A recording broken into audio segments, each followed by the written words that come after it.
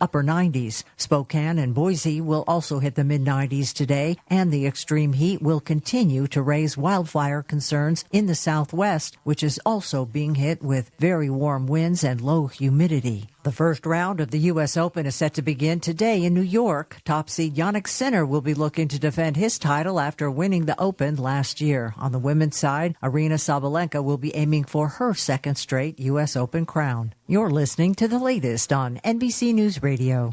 This is Chicago's Progressive Talk, 820 AM, WCPT Willow Springs, and online at WCPT820.com, where facts matter.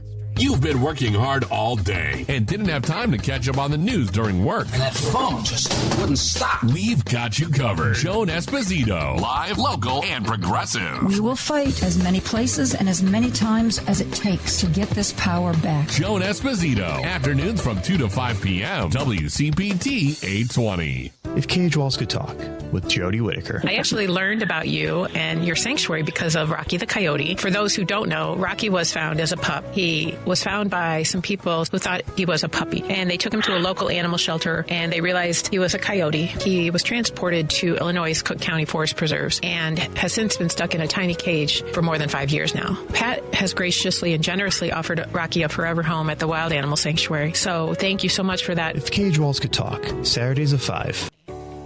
When it comes to banking, you need a bank you can trust. A bank with a rock-solid reputation and the highest integrity. A bank that gives you the attention and respect you deserve. ABOC first opened its doors in downtown Chicago in 1922, and we've made our name on deep expertise, best-in-class service, and a strong commitment to our customers. We know the Chicago business market inside and out and can help you craft the perfect banking solution, no matter what type of business you're in. And if you're looking for a banking partner for your labor union, we can bring the type of expertise that only comes from a bank that was founded by labor unions and still has union employees and shareholders to this day. Whether you need a deposit account, loan, trust services, or investment management, ABOC has you covered. Let's work together to manage your finances today while planning for a better tomorrow. ABOC, a bank built on a strong foundation. Visit aboc.com to learn more. Member FDIC.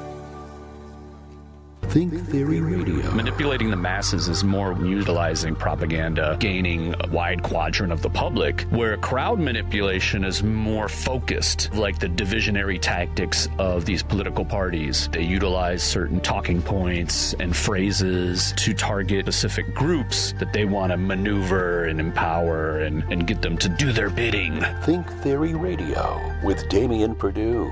Saturdays at 6 p.m. on WCPT 820. This is a WCPT moment in labor. In the 1830s in Lowell, Massachusetts, during the rise of the textile industry, factories were hiring large groups of women ranging in ages 18 to 35 to work at their mills. The workdays were 13 hours long and had poor working conditions. By 1834, the textile market was sluggish. In response, the workers' wages were reduced by 12.5%. One of the workers, Julia Wilson, tried to organize the women to get their wages back, only to be terminated abruptly. Wilson signaled the women to strike or turn out. Over 800 women marched and signed a petition saying we will not go back into the mills to work unless our wages are continued. Ultimately, the strike failed, but they learned from their mistake and successfully battled back a rent increase on their boarding houses 2 years later. By January 1845, about a dozen of the Lowell female textile workers came together to form the Lowell Female Labor Reform Association. This would become the first organized union of women workers in American history. This has been a WCPT Moment in Labor. We're working for your rights. Choose Views with Richard Jew. Right now, what we definitely have to agree on is that we have to stay connected and we have to fight forward together. My life's work has proven to me, beyond a shadow of a doubt, that when we do come together and we fight together to move forward rather than fighting against each other, that we get stuff done. And it sticks and it's lasting. Richard Jew, weekday mornings at 6 on WCPT 820. Hey Google, play WCPT. Streaming Chicago's progressive talk from TuneIn.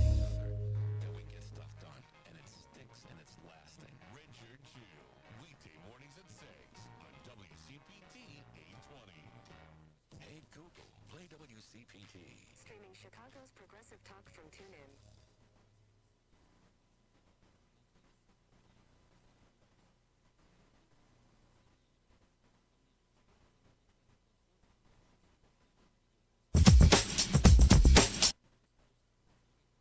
I'd like to welcome you to WCPT AM's Out Chicago. Think of us as Sunday brunch with your gay best friends. Now please welcome your host, Scott Duff. And a happy Sunday fun day to everybody out there. Scott Duff here along with Ellen Miller. Good morning, Scott Duff. Good morning, Ellen Miller. Nice It's to see so your face beautiful out there yes, today. It's gorgeous. Girl. Fantastic. Girl, bring us along on your phone and go outside now. It's so pretty out there, Chicago. It's a beautiful day. It is a gorgeous day. Great to see your mug. How you doing? I'm doing good. I can't complain. Good. Then you're not trying hard enough because we can complain at just about anything around here. I'm happy about everybody around me, my personal well, that life. is good. It's the world that bothers me. Well, hey, we'll talk about that. We've got some solutions to what's bothering you. We got a great show lined up for you today. Alison Gash, professor of political science at the University of Oregon, contributor to the Washington Monthly, and co-founder and president of OurSchool, a nurturing and creative anti-racist space for LGBTQ plus young people. She's going to be joining us later on this hour. I thought it'd be a great little fit, especially since CPS went back to school this week. Yes, they did. They sure did. And girl, you got to release your inner geek. Dungeons and Dragons 20-sided Tavern is now playing at Broadway in Chicago's Broadway Playhouse at Water Tower Place. It's an immersive theater experience that takes audiences beyond the tabletop and onto the stage, where each performance combines comedy, emotion, and thrilling moments to deliver a unique narrative shaped by the audience. And one of the show's guest stars and producers, and a good buddy of mine, Anjali Bhimani, she's going to be joining us. She is one of the most talented, crazy smart people I've ever encountered. I look forward to meeting her. She's wonderful. Sounds great. We actually had her on the show.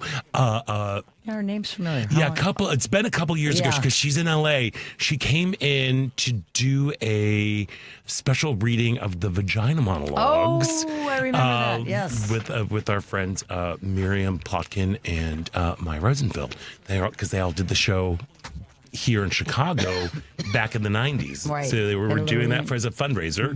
Mm-hmm. And as I said, CPS schools, they've gone back. Yes, CPS students have gone back to school. So we thought it might be nice to highlight some student leaders and talk to the folks behind Action Camp, which brings together leaders from GSAs and youth groups across the state to learn from one another and shape the safer school movement. Jess Levine, Associate Director of Camper Experience, is going to join us in the second hour. And of course, we would love to hear from you. And that means that the Credo mobile phone and text line is open at 773-763-9278. And WCPT listeners can now get 25% off for 2 years at Credo Mobile with the code WCPT25. Credo Mobile, a progressive phone company that is better for all people and the planet. Visit credomobile.com. And if you want to hear all of us, of course, you can tune in on WCPT AM 820 on TuneIn, heartlandsignal.com, or watch the live stream on the WCPT Facebook page or the Heartland Signal YouTube page. And of course, follow everybody on the socials. That includes Heartland Signal. There we are. Yes, and if you tune in on the YouTubes, you can see my Missy Elliott shirt because I love it. I love this shirt so much. I actually, yesterday marked 1 year of when my spirit left my body and just floated above me, watching her. What a glorious day it was. Oh, it was. So I needed some Missy energy. But you got that cool shirt to remind you of the moment. Oh, I know. The best thing is, like, driving in here, as soon as like the sun hits it, it becomes a giant disco ball. Does it distract some of the other drivers? I don't know. That's what I'm kind of worried about, because I have gone, like, there are times I'm like, oh, because I'm distracted. All of a sudden it's like, what's going on my like steering wheel? It's like this giant disco ball moment. I'm like, oh no, am I blinding people? You can see it's very, very, very shiny. It's very shiny, glittery, and stony. Yeah, it's great. It's so I love busy. that kind of shirt. I love her. Yeah. Anyway, how are you doing? I'm doing well. It's been a sporty few days for me. I went to like 5 Cub games. Of course you did. Because I could. And I got invited to a couple. Our friend Andrea Darlis invited us to go with her last Sunday. And they won. It was a lot of fun. And we went to a couple of games last week. They were makeup games for rainouts. So there were a lot of tickets. And, you can find last minute tickets sometimes right on the reseller. So we did that. And a poignant week on Thursday night. There's the Lynn Bramer, second annual Lynn Bramer Scholarship fun memorial concert. Wow. Lynn passed away a couple of years ago, and they did a concert in August of 2023. I guess it was. I'm losing my which was a fundraiser and kind of a public memorial for Lynn. Right. Yeah. And then this year they brought back the fundraiser at Metro again. Money goes to scholarship funds for kids in need, smart kids that may not have the wherewithal financially to go to college. And the first set of scholarships went out last year, and one of the girls, a young woman, cute as a button up there, she's a freshman at DePaul, and oh wow, they had her at the intermission. It just makes you feel good, and I know Lynn would have loved it. So it was a lot of great music. I know you're not a baseball guy really, but Ryan Dempster, who used to be on the Cubs, he sang a Springsteen song, he's pretty good. Okay, what Springsteen song? I don't remember which one it was. Because sometimes you can totally like fudge your way through a Springsteen song. I'm sure that my resident, he did a good job. I know that Kathy is a huge Springsteen fan, and she probably will text me with the name. It was great. I recorded it and it was fun, and it was just. A lot of there were tears because they had a video screen in back of the bands that were playing, and they had Lynn. He used to be in the studio, Scott, and he dancing around, doing crazy dance moves. I mean, he was just. He let it all out. Yeah, he was a guy. One in a million. So it was good to remember him for a good cause, to be with my former colleagues. Hey, I got a question for you. So since it was for a scholarship fund, if folks weren't able to go, is there a way that they might be able to contribute? Yes. Because, I know Lynn played such a huge part in your life, and to continue to honor his legacy might be a great way to. I will get you that info. Cool. But yes, there is. You can donate. Oh, great. To the fund. Oh, that's awesome. For sure. I mean, especially since it's going towards, education. Yeah, no, it's a beautiful thing. And Lynn was one of the smartest guys I ever known, and a great writer.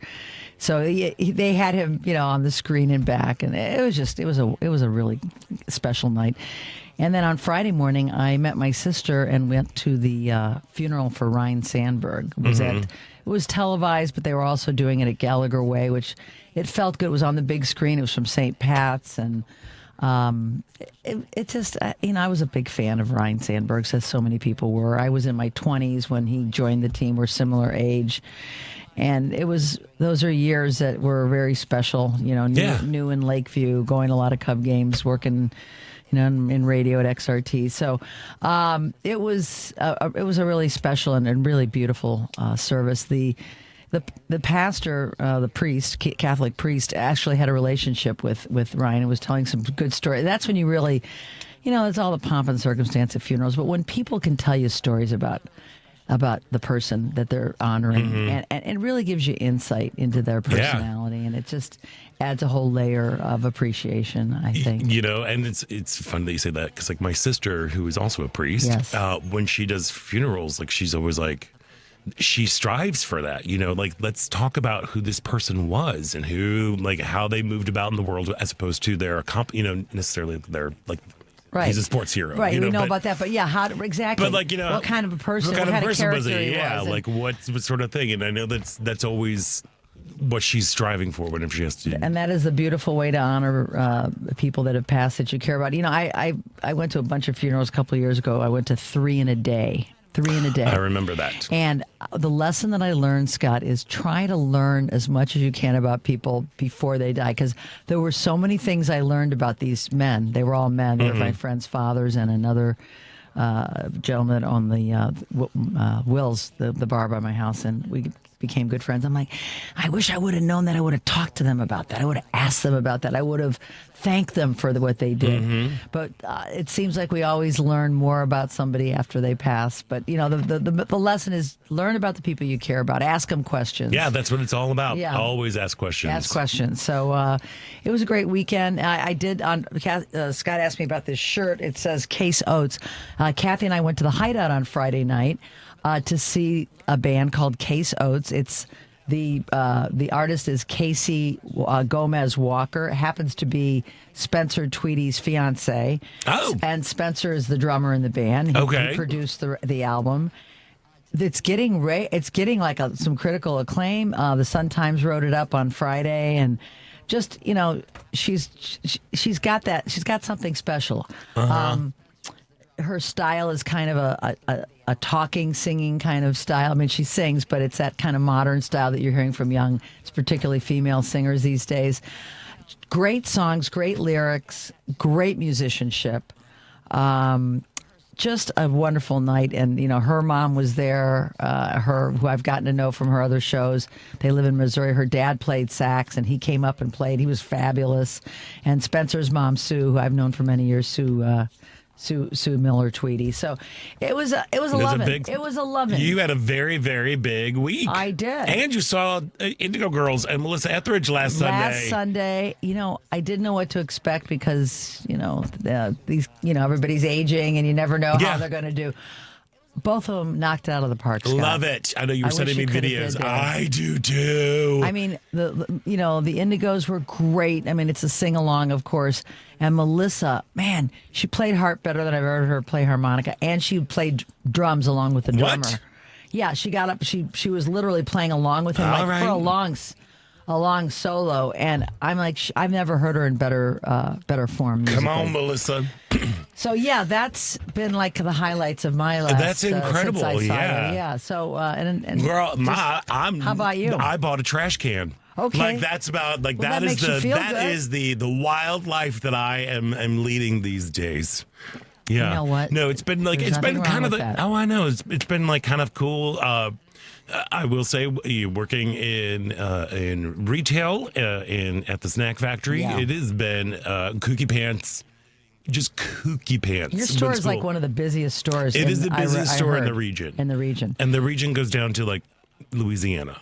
Like it's I met a Trader Joe's guy who works somewhere else. I said my friend works. I told him about you, and he goes, "Oh, that's the busiest store." Yeah, it is. It is kooky pants. So I have been like a little pooped. But isn't it better? I'd rather be busy than bored. Oh, 100%. But it's like, maybe not that busy. Yeah. Right. But then like we've had those crazy storms that came in like the past 2 weeks. So I live across the street from a cemetery with gigantic cottonwood trees that are, I mean, they're like 50 feet tall, if not taller. They're huge and old and beautiful, and they annoy me in June when they release their little puff balls. Oh, it's awful. One of them went down. And it came across the street, and if it weren't for another tree on our side of the street, it would have fallen right into our bedroom. It moved, like it hit this tree, it kind of moved over to the side, it fell across Ravenswood going up there. When I got home at 9:30 at night on Tuesday, there was a crew already out there trying to like clear it up and everything, and it looked kind of like Jurassic Park because like there are these big trees and there were these lights shining through trees up here, and see them trying to they're kind of moving back and forth. They did not leave until 10 o'clock the next morning.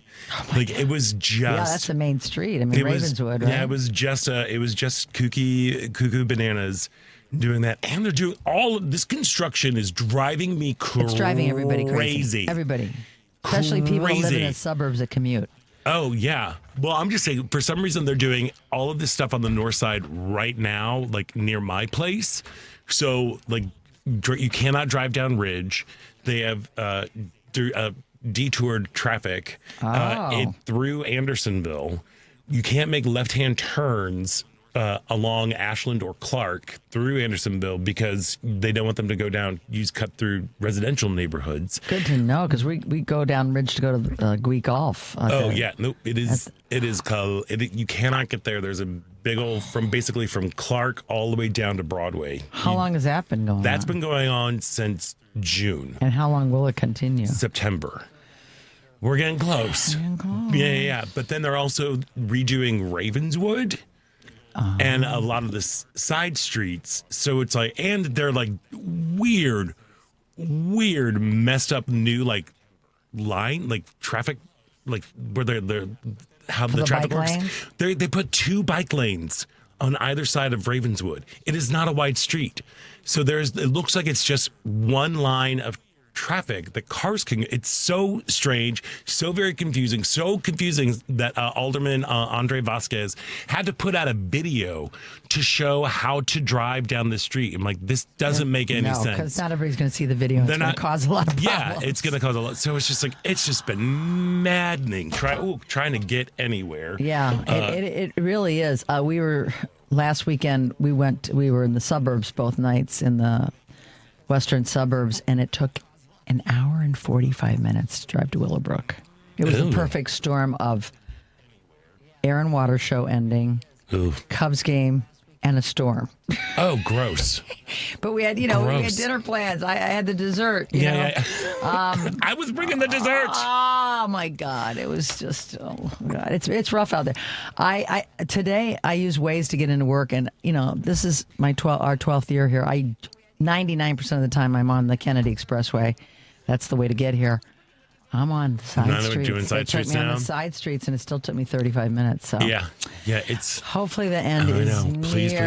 It can't come soon enough. No, 100%. I know we're going to go to break, but I just wanted to mention that Case Oates, her record is called Last Missouri Exit. It just came out this weekend, so check it out on Spotify. Where in Missouri is she from? She's from your neck of the woods. She's from St. Louis. Oh, right on. Yeah. All right. There we go. Right there, yeah. There we are. Yes. Excellent, Some good people coming from there. Good people coming from there. And let me tell you, this, aside from all the construction and me living the high life of buying a trash can, it is one of those fancy ones where you just wave in front of it and it opens up.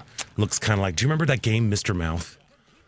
Mr. Mouth. Even Paul's younger than me. He doesn't remember it. It was this thing that it had this. It was looked like two yellow Dixie cups put together with googly eyes on it, and it would open up and move around the board, and you had to try to shoot little chips. I missed that one entirely. Yeah. Yeah. Well, that's Why did I bring that up? I don't know, because of the garbage can. Oh, my garbage can. That's what it is. Yeah. And it accepts your garbage. Boom, there we are. But we've had a couple. I've lucked out on the neighbor lottery twice now. It is so amazing. We have our new neighbors, a fabulous lesbian couple, had us over for, it was one of their birthday, one of the birthdays of one of the couples. So we went and had a wonderful time hanging out with them this weekend. Some more lesbitarians. They have a child who is getting ready. She's getting ready to go study abroad. Oh, yeah. In Jordan. Oh. Yeah. So interesting place to go. I know. So we had a big farewell kind of thing for her, which is we're the Gunkles. Is she a junior going over? Or? She is. Yeah, she's entering into her junior year. Yeah, I can't believe that. My nephew goes to college on Thursday. Wow. My eldest nephew George in Toronto, University of Toronto. It's weird, right? Yeah, I know. All my friends that have kids. I'm seeing they're posting. It's a mixed emotions. For them. Tanya Burchard, our good friend, whose book release party is coming up on the 2nd at American Blues Theater. I saw that. I'm so happy for her. Yes. Very excited. She's going through now because her first is heading off to college, and she's like, and she's never coming back. She's leaving me. I'm like, she's not leaving you. She is not leaving you. She's like, no, she's leaving me. Okay. Oh, she's coming back. I know. But all those parents out there who are sending off their kids to college, just remember what an incredible experience it was for you. Yeah, if you went. Yeah. When you went. And it's got to be, it's got to be hard. I cried when Mom and Dad pulled away. I did cry. And then I didn't cry again. The next day I was fine. I had a very rocky start. To my time at Northwest. Oh, yes. I was look, here's the thing. I was a really book smart kid. Yes. But I was not very savvy just in the ways of life, because I grew up in suburban St. Louis, and I was basically on my own, and I was always busy in terms of do school and then swim practice, and then I would go to work at night, and then I would come home. It was just, I had very full days, and I wasn't very savvy. But the day that my mom dropped me off, I kept finding excuses of well, let's go take a walk, or let's go over here. And she's like, I should probably just go. I'm like, okay. And then I didn't know what to do. So went to my RA. I'm like, what do I do? She's like, go to your room, put on some cool music, and keep your door open. Somebody will come by. And it was great. Who gave you that advice? The RA. Oh. They were right. Yeah, they were right. They were And right. then But the then life change. You meet people, and they're your girl, lifelong friends. But let me tell you, it was a rough first quarter for me because I was the last group to register for classes. I had I was overwhelmed by all the possibilities. What's going on? I did not do very well my first quarter. It was really bad. A lot of kids, you know what? A lot of kids came from your situation. Yeah. I watched it, and some of them didn't make it past freshman year. Right. I mean, they just were overwhelmed by. I've never experienced this kind of freedom. And it this wasn't the kind freedom of, part. It was actually the studying because I picked classes that I didn't care about. So it was like I don't want this. And it was rough. You're talking to a kid who graduated with an over a 4.0 from high school. My first quarter at Northwestern University was a 1.75. It's funny because wow. I was the exact opposite of you. Oh, you did the opposite. Not book smart, not good grades, A- freshman years. I mean, but I graduated early from high school, and I got college credits before I went away. Oh. I graduated in January of 1974, and our school allowed that, and we had a separate ceremony, and I think that probably helped me because I had already had a semester and a half of college credits under my belt when I started. Oh, all right. So I felt comfortable with the academic stuff. I don't know. I was, it's like anything. I mean, it's a lot of it's what you put your mind to. And don't get it twisted because I was on the dean's list the last 2 years of course, yes, yes. But it was definitely a rocky start. So yeah, and a lot of kids are, everybody's different, but your experience is probably a more universal one for kids. And it was weird because since I went to a public school and I was at this private university, I didn't quite understand the whole concept of talking to your teachers or to your counselor, to people who are there to support you, having that conversation, because it was always no, you are the adult, I am the student, keep that separate. So different, yeah. And it wasn't until I started teaching high school that I really and that was a big focus of that was part of the mission of the school, when the school culture was to be make sure that there's intergenerational relationships so that they feel comfortable coming to you with problems or questions or anything, having sort of office hours. Yeah. So it was good. Well, you were able to turn that into something positive. I know. For your students in the future. Yeah, my high school was pretty progressive, so we, it was a whole different. It was a brand new high school, so it was. Well, I mean, again, it's a different deal. Again, so mine was pretty progressive as well, but I just didn't need it because I was just kind of doing my thing and being busy. Anyway, busy, but here you are today. Here I am today, and everything worked out fabulously. I am the Oprah of AM radio. Look out! I've got my Missy Elliott T-shirt on right now. We should probably take a little break. Sure. Right now. But before we go, this part about Chicago is brought to you by Team Hochberg. If you are having trouble keeping up with your bills, it's time to call Team Hochberg, your trusted local lender, about a fresh start debt consolidation mortgage. So Sam, 56, he's a press operator earning $90,000 a year, living in a $300,000 single-family home with a $150,000 mortgage. Despite having equity in his home, Sam missed his January mortgage payment, which dropped his credit score more than 60 points and prevented him from refinancing until February of the next year. Now, if Sam had called Team Hochberg in December, they could have helped him pay off his debt, avoid missing his mortgage payment, and enhance his credit score. So if you are struggling with bills and have equity in your home, call Team Hochberg now. Not tomorrow, not next week, or next month at 855-563-2843. Team Hochberg has helped thousands of WCPT listeners, but they can't help if you don't call 855-563-2843 or visit 56david.com. That number again is 855-563-2843 or visit the website you know and love at 56david.com. Lower.com, equal housing lender, NMLS 1124061. We're going to take a quick little break, and when we're gonna try to dissect the news. Oh boy, here we go. Girl, gird your loins, and clutch your pearls, and stick with us. You're listening to Out Chicago right here on WCPT Heartland Signal. The Sports Cubicle. Commissioner of the American Association of Professional Baseball, Joshua Schaub. So our players are not playing to develop to make it to the major leagues. They play for the name on the front of their jersey. They play for each other and they play to win. So the style of baseball is completely different. They're literally trying to get guys out. They're literally trying to move runners over. They're trying to win the game. So I just want to note that difference as well. The Sports Cubicle, Sunday nights, 9 p.m. on WCPT.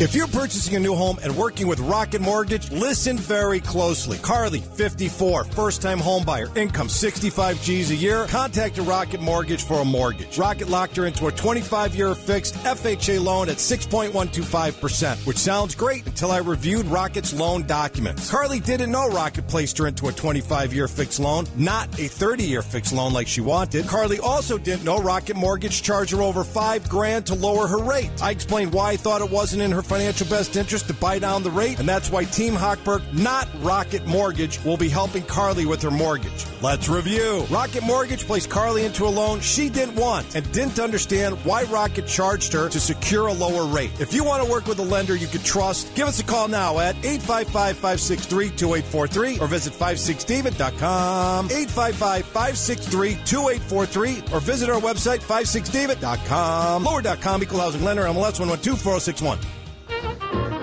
Around the Town, Chicago, with Al Besloff. My wife wants to yell at me. Jane? Hi, I wanted to tell you, I think you said Jane Hathaway. It's Anne. Anne Hathaway. Well, that's Frank said that. That's Frank. That was Frank, but he was thinking of you, that's why. Okay, go back to getting dressed. I knew she was going to call because I knew she was listening, and you make a mistake, Jane will catch you. So every time. Sunday afternoons at 1 on WCPT 820. WCPT 820, Chicago's progressive talk, where facts matter.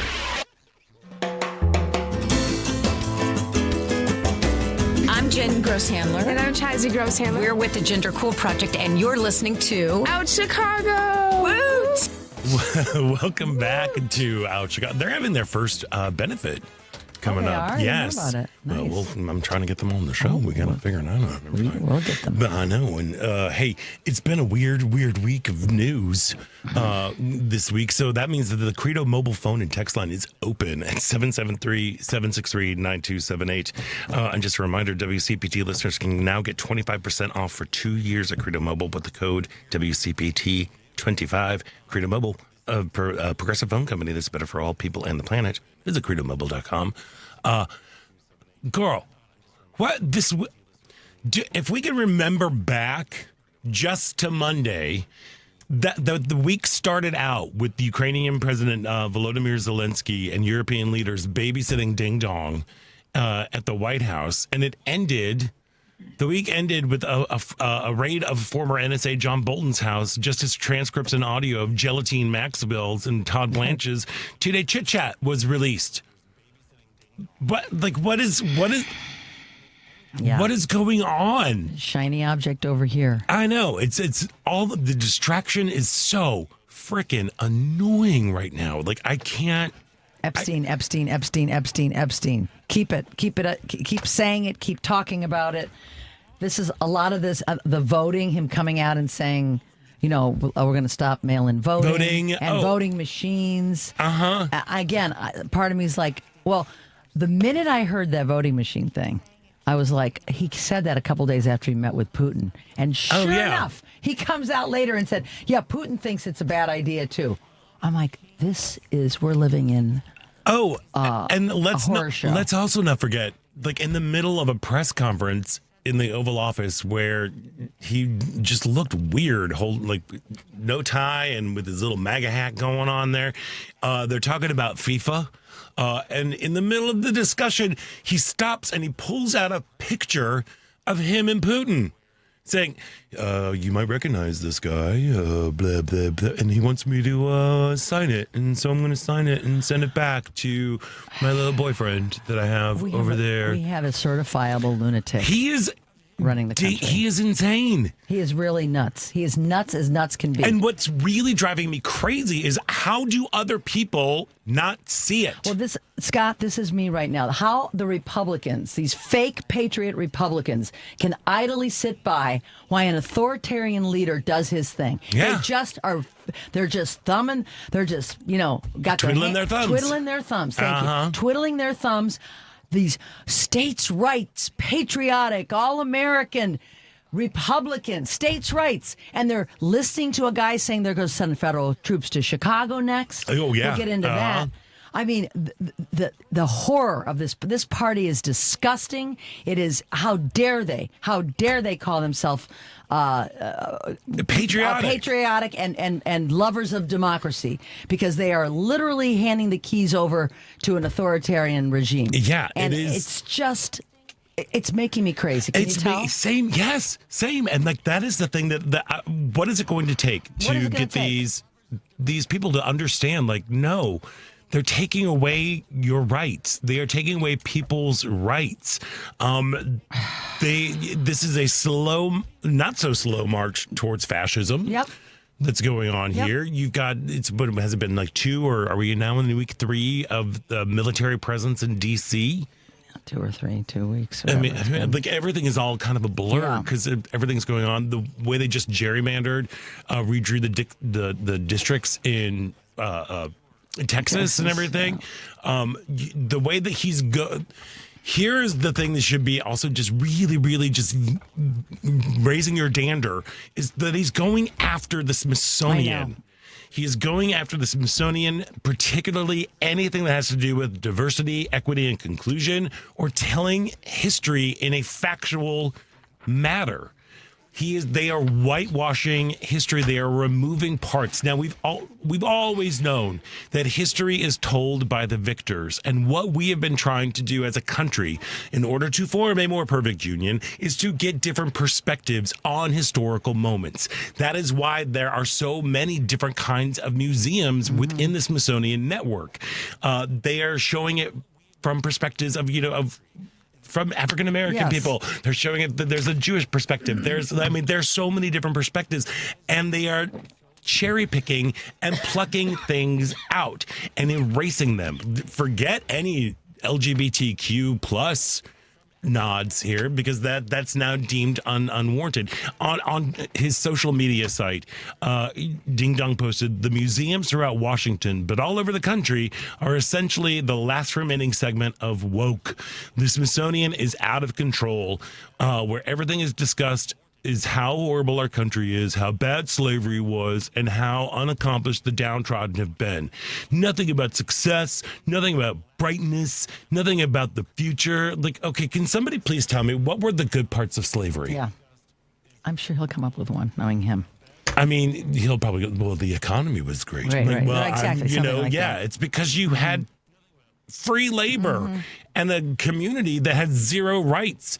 And it is just maddening. It is maddening. We have a cruel, racist, bigoted, horrible human being running this country and running the free world. And I don't know what we're going to do here. I just don't. I'm throwing my hands up right now. A big old shout out to Governor Newsom over in California. He has won the internet. Yes, first of all, with his Twitter account. Which latest? I mean, everything is so great. The one hugging the flag. Did you see that this morning? There have been so many that are just delicious. He is openly mocking Ding Dong and the way he communicates, his style of communication. You've got him hugging the flag. You have him, a painting of Governor Newsom being prayed over by Tucker Carlson, Hulk Hogan with angel wings, and Kid Rock praying over him. He's released all of these all caps sort of text tweets that are just brilliant, that are mocking the style of Ding Dong, how he does things. And MAGA is furious. What they're saying is like, it's not cute. He doesn't seem professional.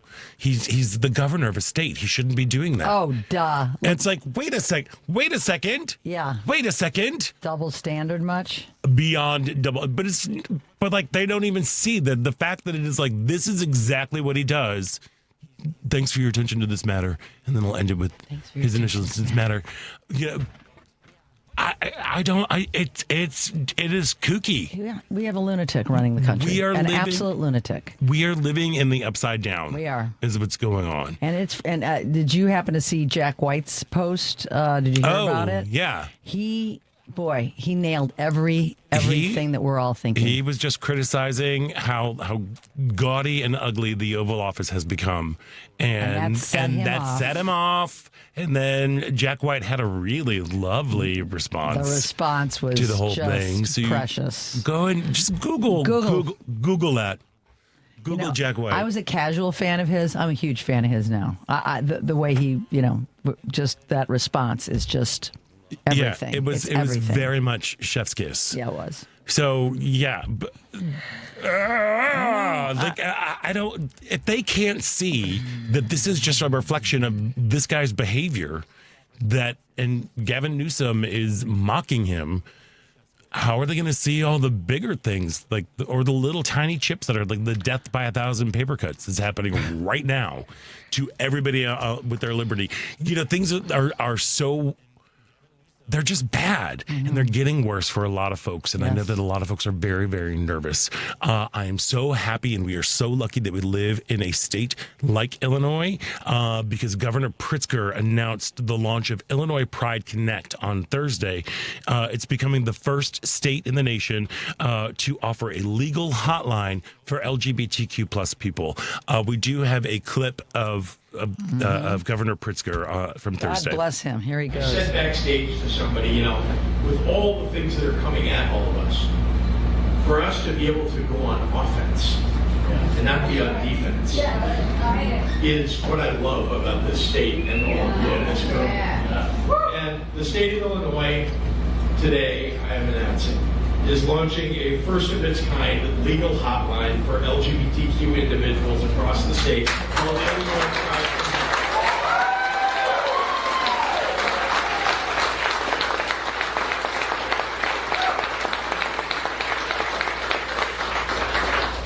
Building upon the state's transgender and gender diverse wellness and equity project that we launched at the beginning of 2024, we will be the only state in the entire United States that provides free legal advice to protect the LGBTQ community.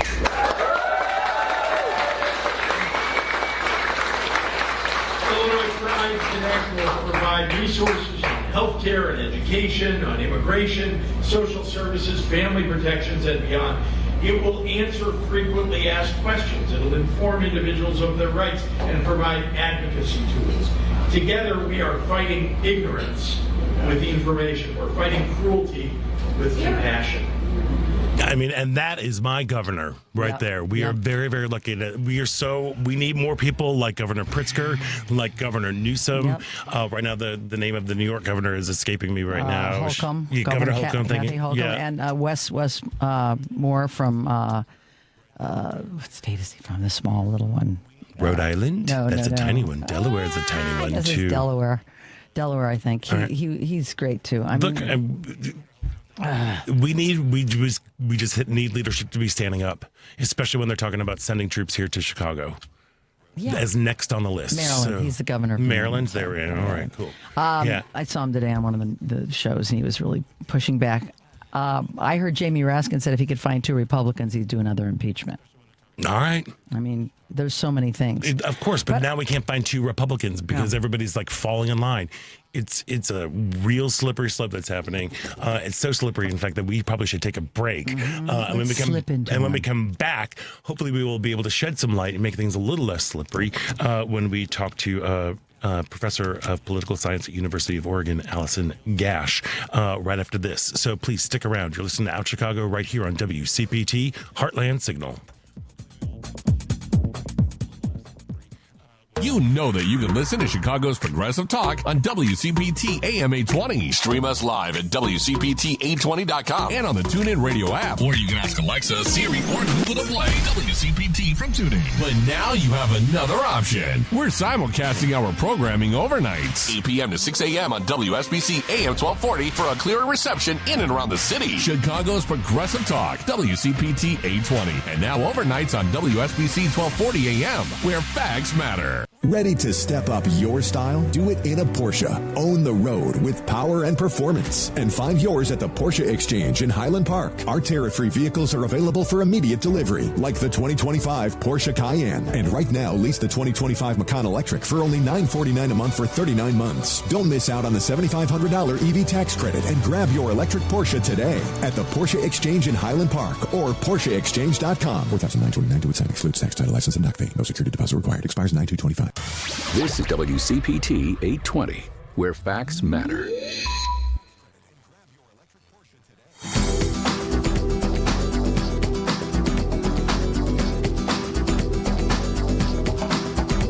I'm David Dodd with the Chicago Black Gay Men's Caucus. Welcome back to Out Chicago on WCPT 820. And welcome back to Out Chicago. Scott Duff here, along with Ella Miller, and we are very, very happy to have our first guest today, Alison Gash, professor of political science at the University of Oregon, contributor to the Washington Monthly, and co-founder and president of OurSchool, a nurturing and creative anti-racist space for LGBTQ plus young people. Alison, welcome to the show. Thank you so much for having me. We did it, finally. Yes. I know. I love this. Third time's a charm. Girl, what a week, no? Do you have any thoughts on all of the distractions that are going around before we jump into anything? I mean, I'm just trying to stay focused because I think we're just at the beginning, honestly. I think, I think things are just going to keep ramping up. We're going to have things lobbed at us left and right, and we just have to focus on our work. Yeah. Well, part of our work, though, is trying to talk to people on the other side, know, and it seems like they are just falling into lockstep with what this guy says. Not even just like our elected officials or representatives, but we also have just like the population. How do we crack that nut? Well, I think it's important to remember that just because, the loudest voices in the room don't represent all the voices in the room. Right. And I think, we have to be really careful when we sort of hear the loudest voices in the room doing exactly what you said, in lockstep with, all the stuff going on at the federal level. I think there's plenty of people in those rooms who aren't saying anything, who, for whatever reason, don't feel comfortable saying anything. And if given a chance, if given a space, if given a hand, would actually, find their way over to a more reasonable perspective. And so I think providing opportunities for collaboration, for providing opportunities for that kind of allyship building across the aisle is really important, because I actually do think there are people out there who are frightened, who realize either they made a mistake at the polls, or this is not the party that they signed up for, and want a way out, and are trying to figure out what that way out looks like. And for whatever reason, the current Democratic Party, as it's sort of presented nationally, isn't feeling like a good fit. And I think it's the role of folks in the Democratic Party, folks like your governor, to make it feel like a good fit. Mm-hmm. So, Alison, what kind, other than governors like our Governor Pritzker and Newsom, what else, in your opinion, is going to make the Democratic Party look appealing to these disenfranchised Republicans? I think I'm always a big fan of local.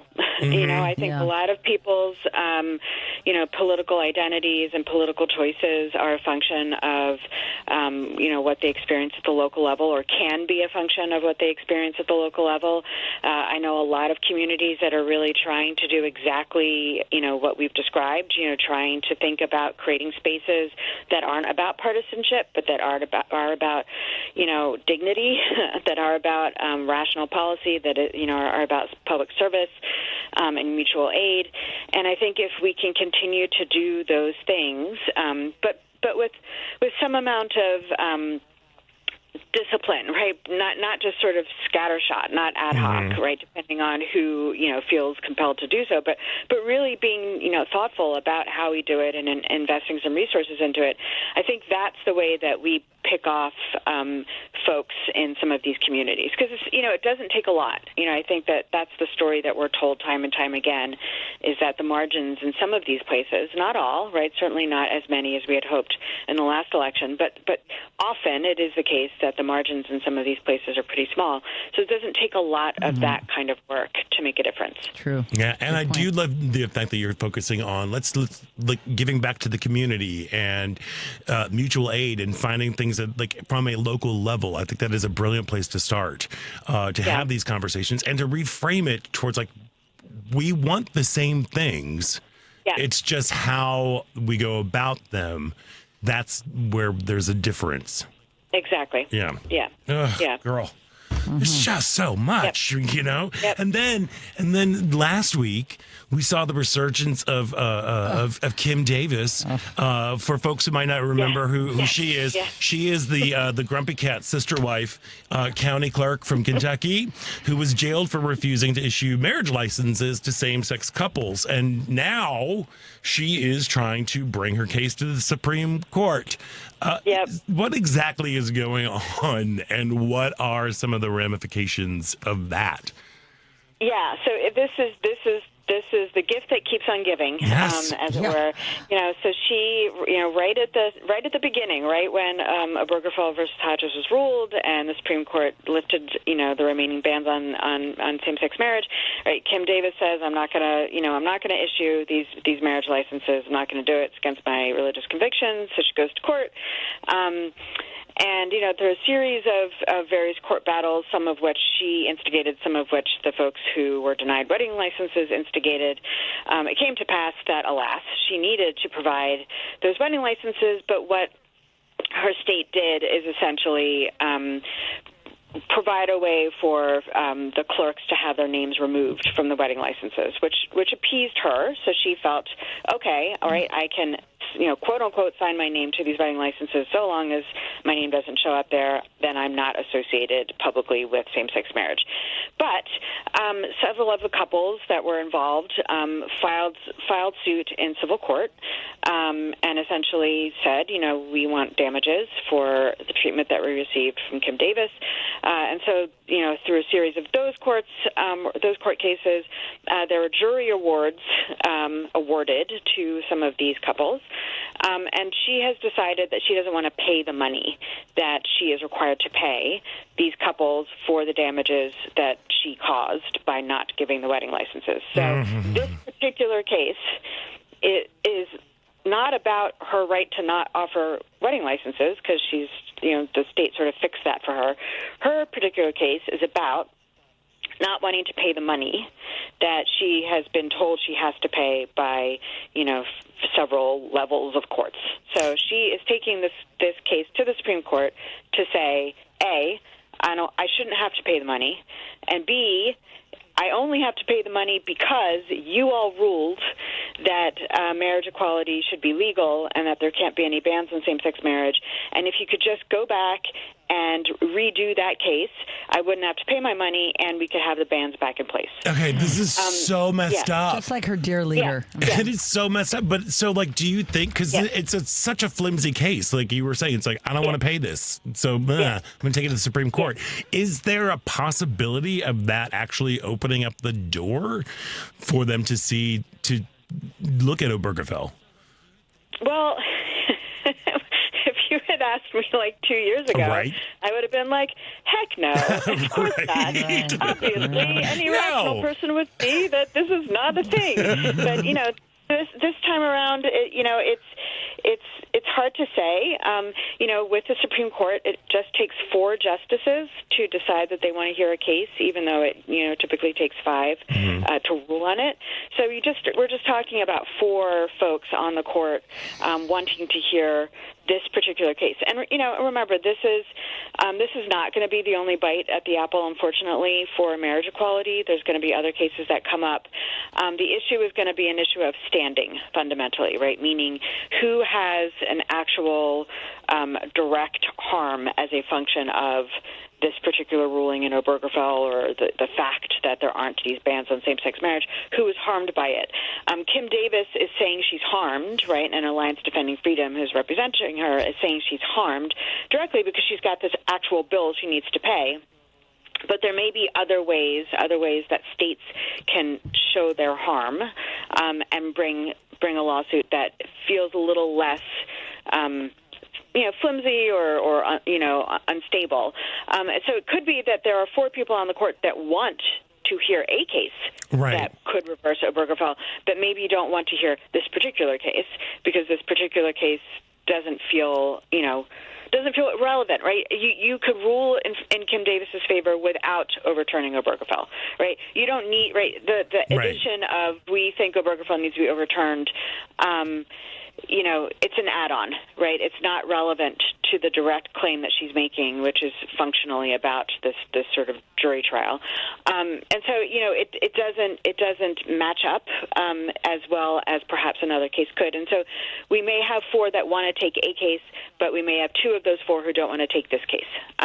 But it also may be that we do have 4 that want to take this case because they feel like they can make the argument as good in this case as they could in another case, or as coherently in this case as they could elsewhere, and maybe they don't want to wait. My gut instinct, says that there are probably not 2 additional folks aside from Alito and Thomas who would want to take this particular case, simply because the sort of legal framework for why Obergefell is relevant is not obvious. But honestly, I don't know.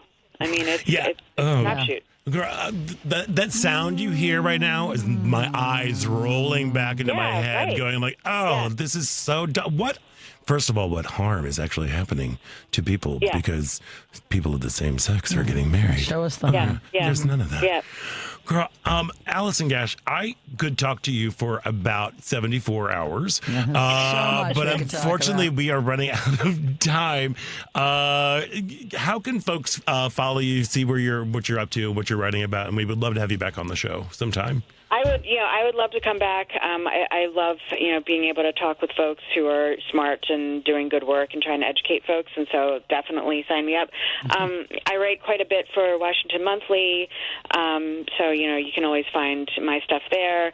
I'm on Instagram at Alison Gash. I'm on Blue Sky at 4Bs, FOURBEES, and you can always reach out to me via my email, which is gash@uoregon.edu. Well, Professor Alison Gash, thank you so much for taking time out. Thank you for really breaking down this Kim Davis case, because it's just stupid. Yeah, it's as loony as we thought it was. Thank you for that. Yeah.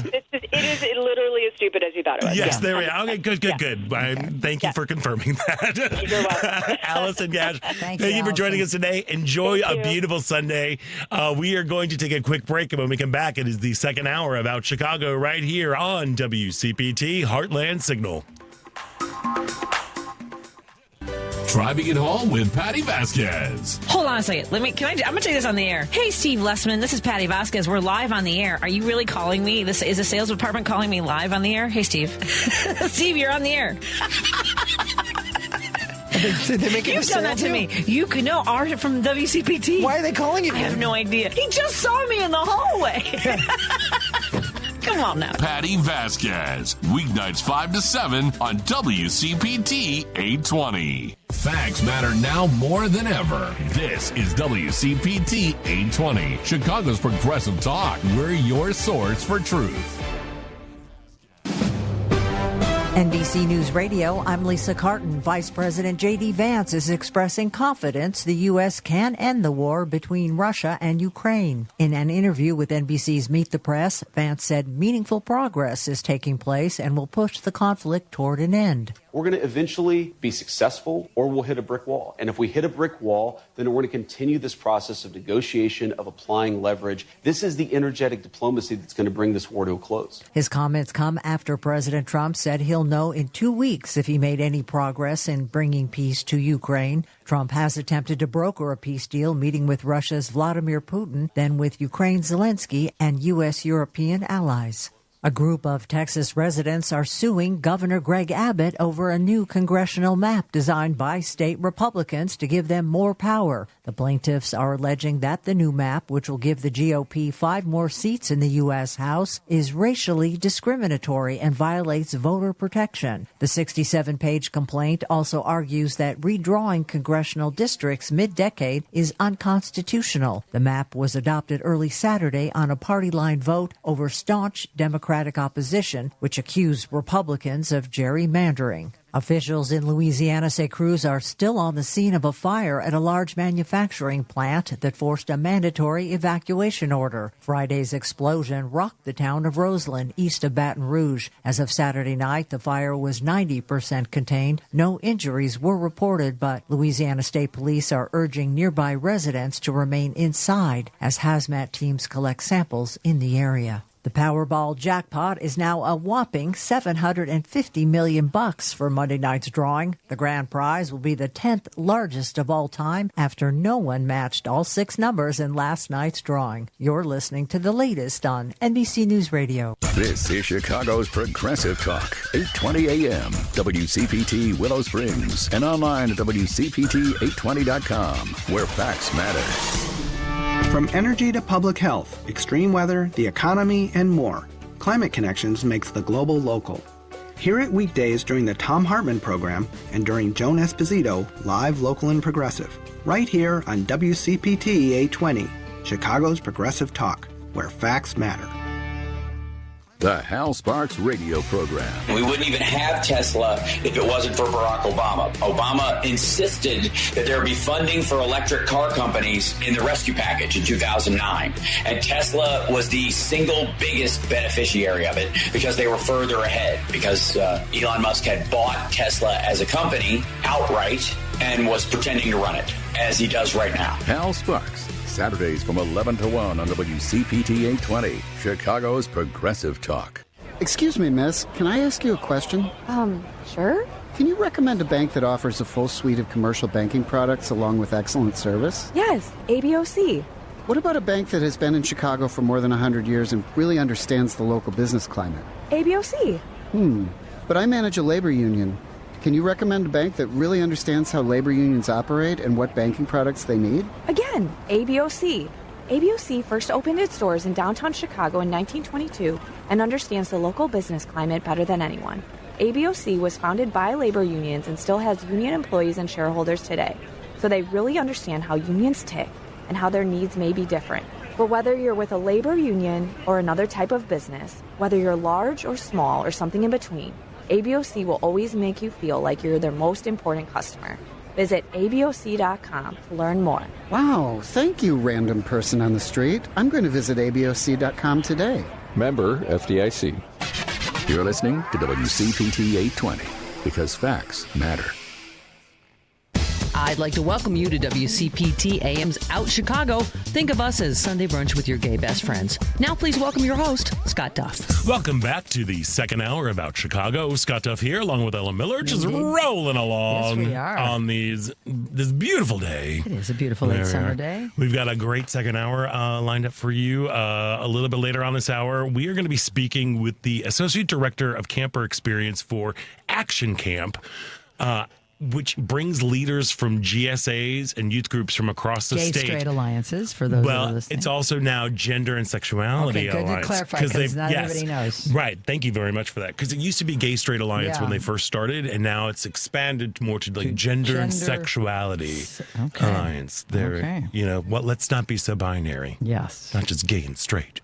There we are. So we're going to be speaking with them coming up a little bit later on. But right now, I am so very excited. Mm-hmm.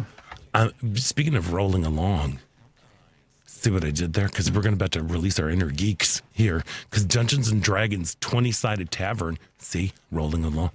Rolling. Do you get it? Like dice. Okay. Is this thing on? Hello. Okay, so the Dungeons & Dragons 20-Sided Tavern is now playing at Broadway in Chicago's Broadway Playhouse at Water Tower Place. It's an immersive theater experience that takes audiences beyond the tabletop and onto the stage, where each performance combines comedy, emotion, thrilling moments to deliver a unique narrative shaped by the audience. And joining us now is one of the show's special guest stars and a producer on the show, Anjali Bhimani. Hello, Anjali. What's up, guys? Hello. So good to see you guys. Hello. Nice to have So you. happy to have. I love that this is now becoming like a yearly thing that we have a conversation. We had you on when you were coming into town to do the vagina monologues. We got to catch up last year at the Meow reunion at Northwestern, and now you are slaying. I see what you did there. Thank you. With the Dungeons & Dragons 20-Sided Tavern. Tell us about the show. Sure. So for those who don't know anything about Dungeons & Dragons, Dungeons & Dragons, the 20-Sided Tavern, kind of lives at the intersection of live improv theater, tabletop role-playing game entertainment, which I'll get to in a second, and mobile gaming, because the audience gets to participate in the show and make decisions for the characters, in fact, decide who we are playing using their phones throughout the performance. Oh, my gosh. The audience is actually helping us throughout the show. They are part of the story. They're forming the narrative along with us. And Dungeons & Dragons itself is a tabletop role-playing game, which is set in a high fantasy world where, much like live improv, you are making a story collaboratively with everyone around you. But instead of having just the audience members giving you suggestions, you are using dice to determine how well or how poorly you are able to do something. So say you want to run over and, you have an enemy and you're trying to use your sword and you're trying to make an attack. You roll a 20-sided die, which is sort of iconic to the Dungeons & Dragons game, and you roll it, and the higher you roll, the more likely you are to hit. And the lower you roll, chances are you're not going to hit. And so you may decide to do something very heroic, but those dice are going to let you know how well you can do it. So for someone that is not familiar with Dungeons & Dragons, do they have to have prior knowledge to get into this? Absolutely none. Okay, that's what I was Not hoping you would a say. bit. Okay, good. 000. We have, what's so wonderful about this show is that it's such a great gateway for so many people to understand that this is a game about storytelling. You don't need to know anything about the mechanics. You don't need to know anything about the dice. You don't need to know. All you need to know is that good number, high number good, low number bad, and everything else is storytelling. Okay, I can do that. I can do those things. Yeah, it's so easy, right? All right, yes. And what's been really lovely is watching in these audiences, we have multi-generational families coming in. There's something for the kids. There's something for older folks. There's something for all of us in the middle. There's something for people who play, something for people who don't play. And you get to participate as an audience member as much or as little as you want to based on the experience you want to have. Fun. I know, right? Yeah, because a lot of couples, there may be one that's really into it and they want to bring their spouse, and we can tell them it's okay. All you have to do is roll the dice and you're going to be right in there. Yes. Perfect. We have had many people say, oh, my God, usually I walk into the room and I see my husband or my wife, playing this game, and I'm like, oh, they're doing their thing again. But now I get it. Now I get what they're doing, and it's so fun. Awesome. New converts and everything. What was your, I remember my brother playing Dungeons & Dragons when I was a kid, and he had the big books of monsters and things. I was just enthralled by them. I would just go through and oh gosh, why can't I think about what is that one that's just an eyeball? Just the Beholder. The Beholder. Thank you so much. It was yes. Yes. So Scott, here's the fun thing. I started playing when I was 8 years old. Okay. So even when you and I met each other in college in it was something that was such a part of my makeup. But back then, it wasn't as mainstream. People weren't as accepting of it as being something that was cool or whatever. But with the advent of a show called Critical Role and Dimension 20 and Stranger Things and all of these things, people are starting to recognize that this is such a fun way of just getting together with your friends and telling stories. And now we get to adapt it into multiple different mediums. So the 20-Sided Tavern is making that happen in such a wonderful way because it is enabling us to bring it to the live theater, to this improv, and also Chicago being the perfect place for us to launch the tour. Right. It actually came here in a completely different incarnation a couple of years ago, but now there's a new adventure. There's a brand new cast. Oops, that's my 10-minute call. Look at that. Oh, all right. Yeah. No, we're fine. They know. They all know. Right. Without me. They'll wait for me. They'll wait for me. Yes, they will. But so yeah, it's a completely different show than people have seen before. We have had people in the off-Broadway run. We actually had a super fan named Mikey who came over 60 times. Wow. Because the show is completely different every night. The cast rotates, and we have a wonderful, really exciting rotating cast of guest stars coming in. I'm finishing up today. We're bringing in Abria Iyengar, who is a huge legend in this space and also one of my dearest friends.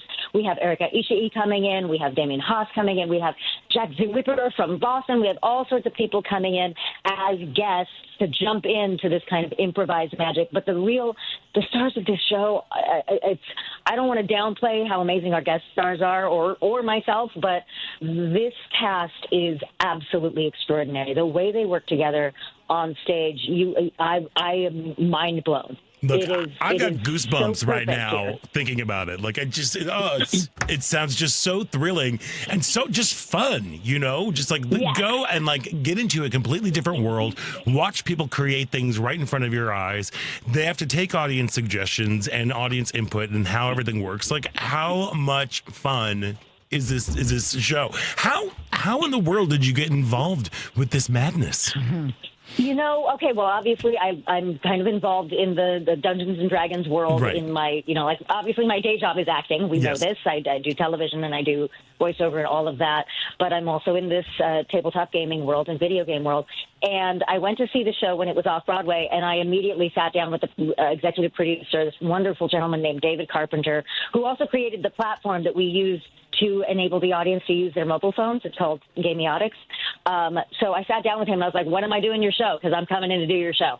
And they brought me in April as a guest star, and that's when I saw just the magic, the absolute magic, not just of being on stage, not just of the audience reaction, but of the community that they built around this too.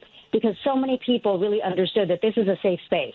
This is a space that you can come to find your community. When you're playing these games, there is always a seat at the table for you. There is always a place for anyone. When I was a little girl growing up in Orange County, California, and I was a little Indian girl, and there weren't a lot of people who looked like me, it didn't matter. Because there was always a seat at the table. I could be a hero, too, when I played this game. And that's what people are experiencing here at the Tavern.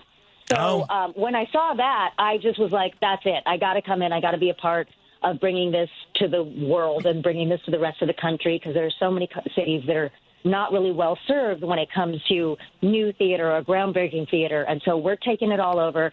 And I jumped on as a co-producer right then and there. And it's been a wonderful ride ever since. So is this your first foray into producing live theater? No, I actually produced a couple of small things before, but this is my first foray in a long time. All right. And generally speaking, I haven't necessarily produced work that was already in the works, because I'm usually producing things that I am creating from the beginning. Right. But this one, I just fell so in love with all of it. Like I said, the extraordinary cast, the team behind it, the heart behind it, that I wanted to get on this train and help in any way I could. Girl, look, here's the thing. I'm one of your biggest fans. I really, you are you are so freaking smart. You are so incredibly talented. You are so funny. You've had such an incredible career, especially like with your role in the gaming world. How did all that come about? Honestly, I wish it was a sexier story, Scott. I just started auditioning. Just shut up. Most of my entire career is, I didn't know I was allowed to do that. Okay, so if an audition shows up, I'll say yes, 9 times out of 10. And for the longest time, it was 10 times out of 10. And what that enabled me to do is find all of these different ways and these different avenues to come in and do the storytelling. And the education that they gave us at Northwestern was so much about adapting one medium into another, and so much about crossing those streams. And so I've been very lucky because my whole career has been a series of those things. Oh, I didn't know you were going to let me do an opera. I'll audition and you decide if I can do it or not. I'm not going to discount myself. I'm not going to discount myself before I go to the audition, even if I am concerned I may not be able to do it. And then I got cast, and the same thing with video gaming, and the same thing with all of that. I was a gamer when I was a kid, so I understood the assignment, so to speak. But it just happened because my agents at the time started sending me on these other auditions, and it opened up this beautiful world and this beautiful community. Gaming community is so powerful, and I really think it's because when you are playing a video game or when you are playing a tabletop game, there is a sense of agency as a player that you don't necessarily get when you're going to normal theater. You definitely get from the 20-sided Tavern because you are connecting as well and you are being a part of the story. Right. But a lot of times when you're watching TV, you're watching the story, but you're not getting to actually make decisions for the hero. When you're playing a game, you're identifying with that hero. You have the agency to tell the story in your way, one way or another. So when you have that, then you step out into the world and you have that agency that you felt 5 minutes ago when you were playing the game, and now people can take that and move it into the world and take it with them where they go. Girl. So I think games are so empowering and so beautiful. It's such a great way especially for those of us who have come from maybe underrepresented communities, to be able to find heroes with such complex and unique stories and multi. I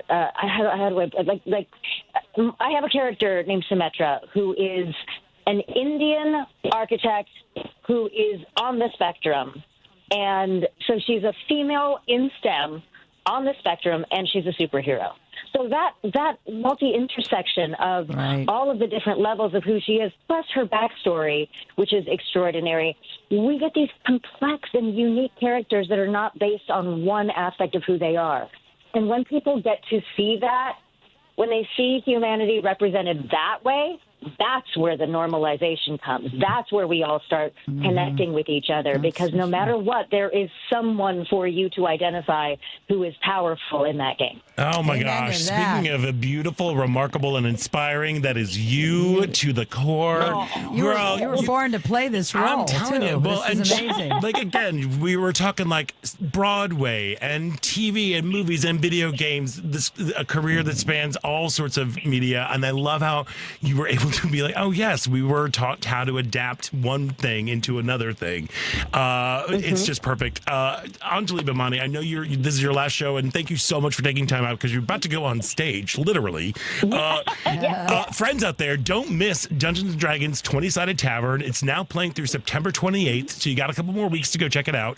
It's at Broadway in Chicago's Broadway Playhouse at Water Tower Place. For tickets and more info, go to BroadwayInChicago.com. Anjali Bhimani, break legs today. Enjoy your last show. Love you more than my luggage. Well, that's saying a lot because I know you travel. So you know, girl. There we go. Bye, guys. All right, bye. Thanks so much. We are going to take a quick break, and when we come back, there is more Out Chicago right here on WCPT. This is a WCPT Civil Rights Snapshot. When the United States entered World War II, President Franklin Roosevelt believed that Major League Baseball should continue despite most of the players being off defending their country in the war. Worried about the future of the sport, Philip Wrigley founded the All-American Girls Professional Baseball League in 1943. Despite being the first league for women, the league did not want any racial integration and turned away pitcher Mamie Johnson because she was black. But Johnson's love for the game did not let this stop her, as Johnson and two other women of color tried out for the Negro Leagues, and all three of them were then signed by the Indianapolis Clowns. The three women faced struggles from their male counterparts, but won over the league and the fans with their playing ability. During their run, the Clowns had the highest attendance, beating out any team in Major League Baseball and the All-American Girls Professional Baseball League. Please stay vigilant about our civil rights. The fight is never over.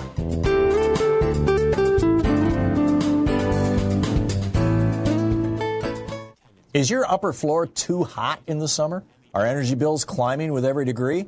Green Attic can help. With over 15 years of experience and more than 1,000 five-star reviews, Green Attic is a trusted Chicagoland name for insulation, ventilation, and roofing solutions that improve comfort, energy efficiency, and indoor air quality. They specialize in attic insulation, spray foam, crawl space encapsulation, mold remediation, and solar attic fan installation, all designed to keep your home cooler in the warmer months. Green Attic also offers full-service roofing through Green Attic Roofing, including traditional and solar roofing systems with instant online quotes and long-lasting, eco-friendly materials. Green Attic backs its work with the industry's only 10-year labor warranty, plus lifetime warranties on selected materials. Schedule a free insulation consultation at greenattic.com or get an instant roofing quote at greenatticroofing.com. That's greenattic.com and greenatticroofing.com.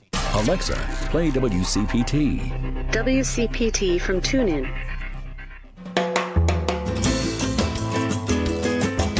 Welcome back. I'm Kim Hunt with Affinity Community Services. You're listening to Out Chicago on WCPT. And welcome back to Out Chicago. Scott Duff here, along with Ellen Miller, rolling along here. Hey, and just a reminder, this week on Choose Views, Richard's guests will include Texas State Representative Trey Martinez-Fisher, Aya Ibrahim, former senior advisor at the Department of State and the Biden administration's National Economic Council, Chicago Teachers Union President Stacey Davis Gates, journalist and transgender rights activist Aaron Reed, and comedian and political activist Cliff Cash. Yes, that's this week on Choose Views, weekdays from 6 to 8 a.m. Central on WCPT 820 AM, the Heartland Signal website, TuneIn, YouTube, and Facebook. It's like a big week of shows coming up there for Richard. Yeah, lots I know. going on. Well, we figured since we've also got, the Chicago Teachers Union is going to be coming on, I thought it was a great idea, since CPS went back to school, to talk to folks about Action Camp, which brings together leaders from GSAs and youth groups across the state to learn from one another and shape the Safer Schools movement. And joining us now is Associate Director of Camper Experience for Action Camp, Jess Levine. Jess, welcome to the show.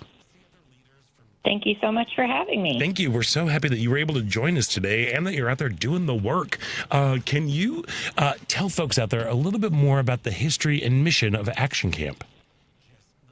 Absolutely. So Action Camp has been going on since 2012. It started as a weekend retreat for high school age youth leaders and has transformed over the last several years into a 5-day sleepaway camp. And so it is a partnership of the Illinois Safe Schools Alliance, which is a project of Public Health Institute of Metro Chicago, and Youth Services of Glenview Northbrook's Pride program.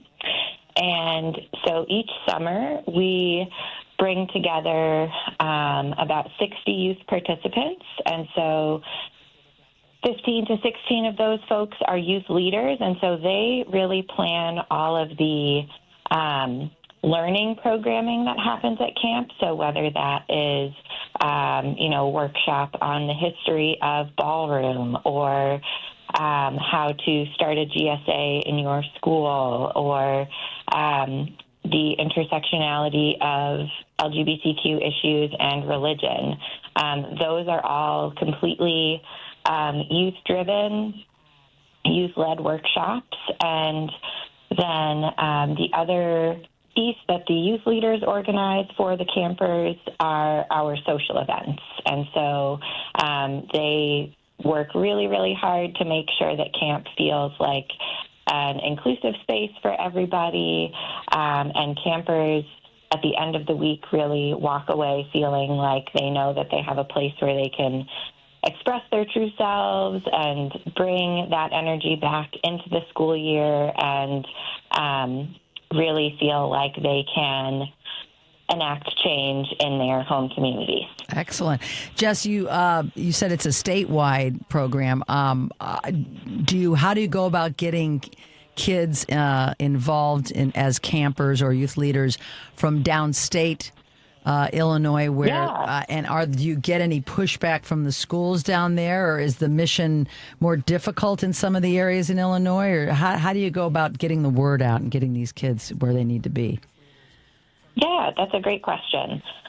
So there is a statewide GSA network, and so I would say that's one of our primary recruitment strategies is sponsors, so whether that's a high school teacher, a high school counselor across the state who are connected to young people can share about camp that way. We also work with a number of organizations who have LGBTQ youth groups outside of school across the state. So partnering with organizations like Youth Outlook or Center on Halstead, again, Youth Services of Glenview Northbrook, where, we tend to get folks in the northern suburbs. And so we really do pull from across the state between all of our GSA partnerships with different schools across the state and those additional agencies that have outside of school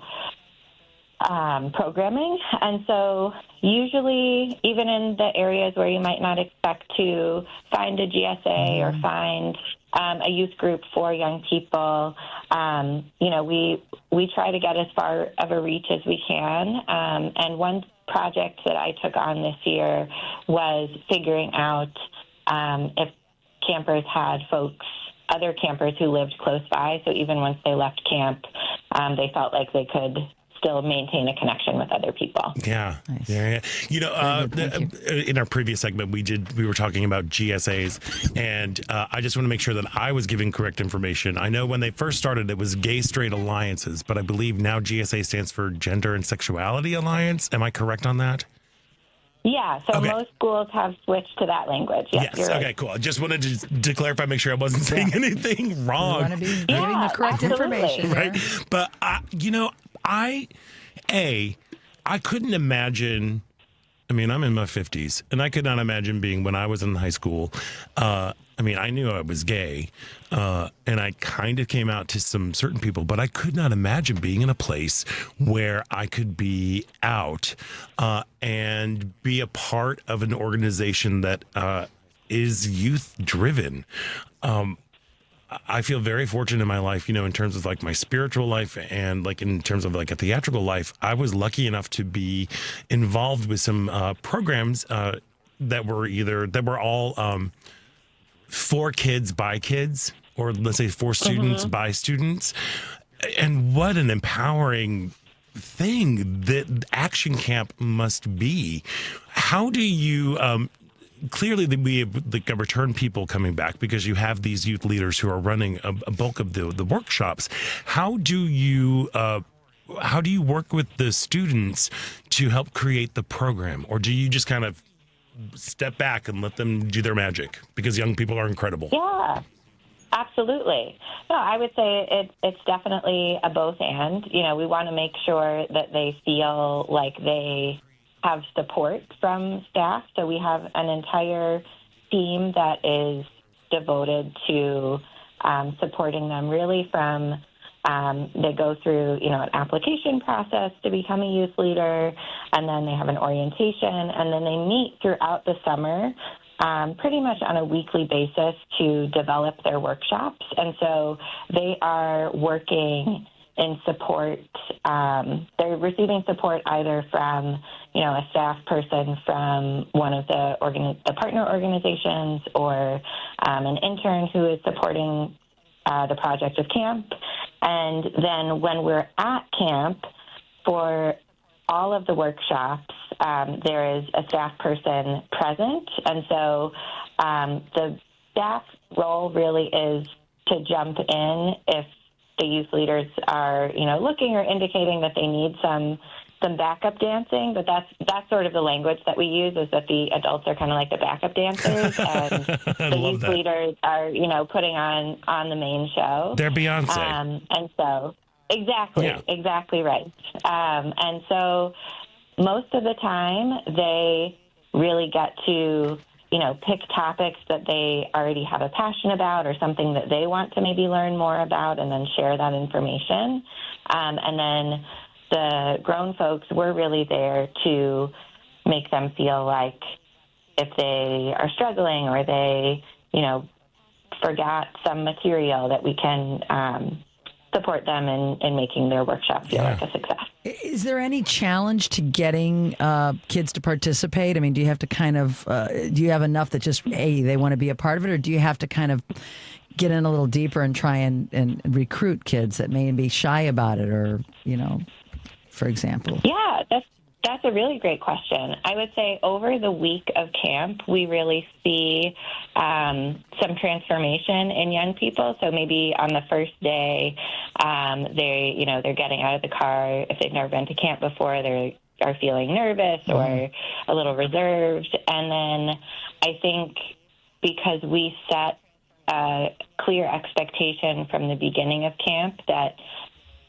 one, you get as much out of it as you put into it, and that we really value young people's voices, and we want to hear from them, and we want them to feel that even if they're coming as a camper and not a youth leader, we need the campers' voices too. We need to, engage in conversation and have them be present in order for camp to run. And so we start off pretty quickly. The first day, the youth leaders run workshops all on our camp values. And so that's really the campers' first opportunity to get a flavor of what the workshops will feel like, and that we're really interested in building a learning community together. Nice. Oh, my God. Nice. What? Had this been available? Imagine, it's just so wonderful. Thank goodness it is now. It is. Yeah. This seems kind of like a dirdoy kind of question, but can you talk about the importance of fostering future leaders within the community? Absolutely.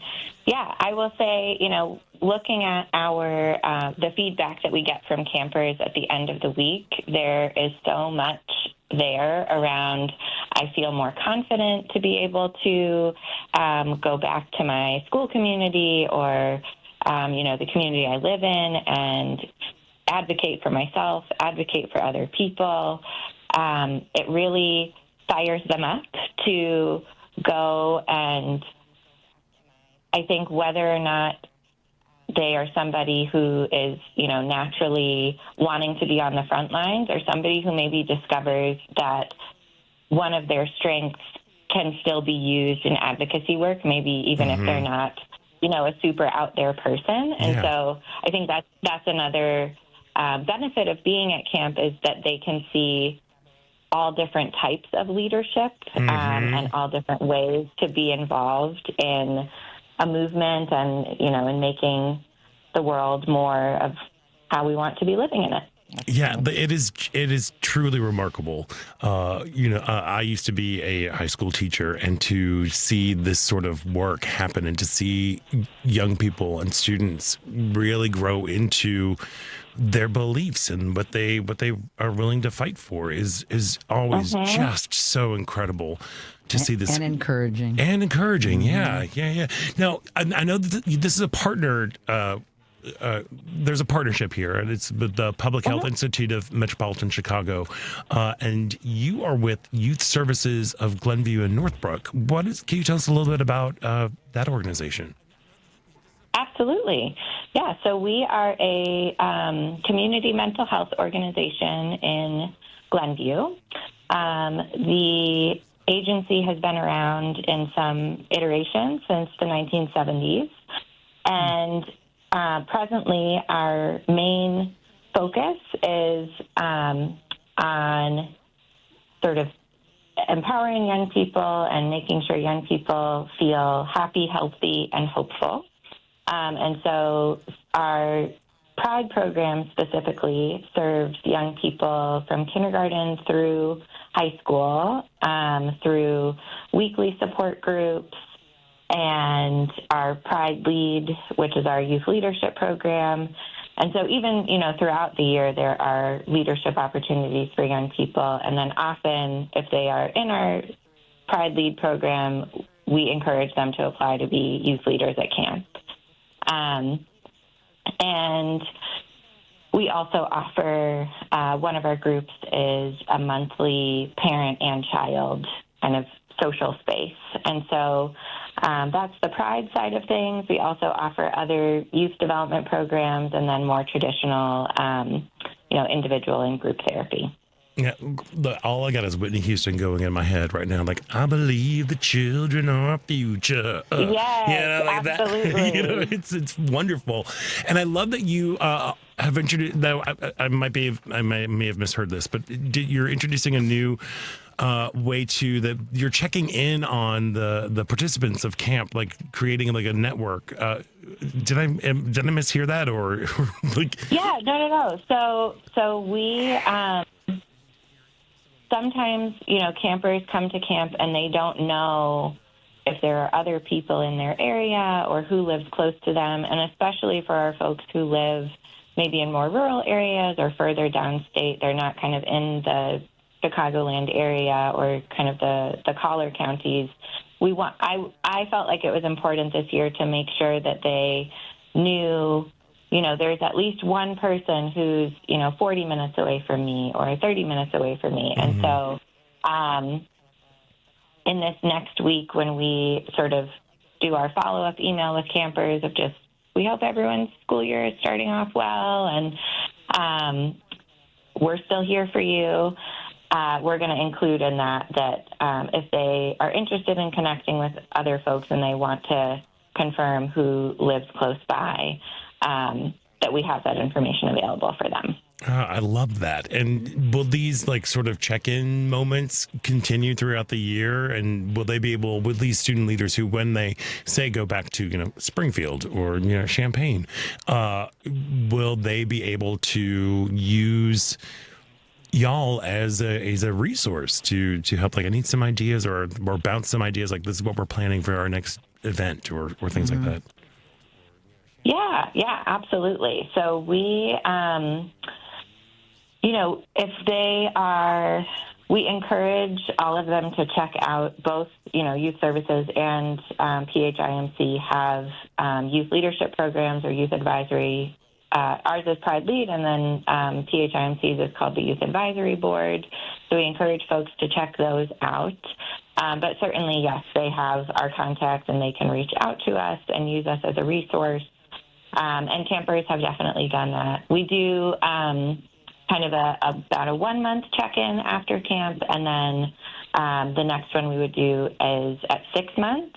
Mm-hmm. And then on April 1st is when camper applications open. And so any previous campers, they all receive an email that day to say, if you want to apply again, or maybe this year you think you'd like to try being a youth leader instead of a camper, now is the time to do that. Oh, yay. Look, I am standing up and applauding right now. It is such incredible work and such a valuable experience for the campers, for the youth leaders, and for the backup dancers. I'm assuming as well, just to see people really coming into their own and understanding, like getting a bigger understanding of just LGBTQ issues and histories and et cetera. But like, amazing. If folks want to find out more information about about Action Camp or Youth Services of Glenview Northbrook, how can they do that? Yeah, absolutely. So Action Camp has web pages on both. If you search the Illinois Safe Schools Alliance within PHIMC, and also Youth Services website, which is ysgn.org. So it's the acronym of Youth Services of Glenview Northbrook.org. There are pages about Action Camp specifically, and then at Youth Services, our Pride program more generally, and then the other services that we offer.